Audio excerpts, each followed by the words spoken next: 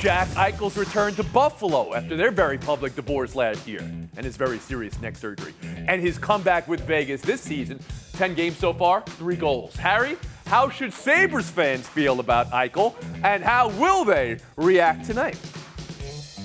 I feel like the reaction is going to be a little bit all over the place, but I'm hoping that it's going to be overwhelmingly positive, more so than negative, just because I do think that given this situation, I think that he honestly made the right move for himself. That is a very serious neck injury that he had. The team doctors obviously felt one way. He wanted to go another after getting a second opinion. And I do think that it is a little naive to assume that a team is always looking out for the best interest of the player, even when it comes to their health.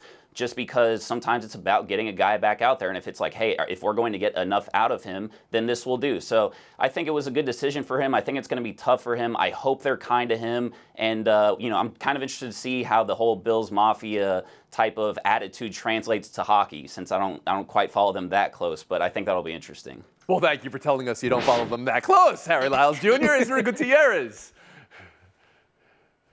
I'm not so sure how a fan can't relate to this one a little bit more. The idea that the NHL, it's collectively bargained that their team has the final say in how you go about an injury or getting better from an injury. And the idea that he couldn't even choose his own surgery here, I think it is mind-blowing. It's absolutely mind-blowing, especially when you're talking about the spine, you're talking about the neck here. And so I would hope that fans could see, hey, with an organization that probably wasn't great and a situation that is not ideal for him, that he, went along and went to a better team and found himself in a better situation. And again, probably made the right decision for himself medically. So it's hard to imagine a lot of boos. I wouldn't be surprised by it, but it's really hard to take the side of the organization. Pablo Torre.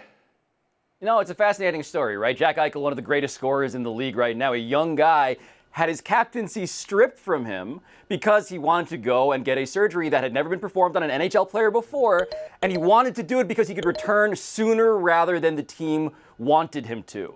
And so I do think there are rational reasons for him to actually be welcomed back to Buffalo. But again, I'm reminded, these fans also otherwise throw themselves through tables. And so I'm not expecting a lot in terms of rationality winning the day in this one either.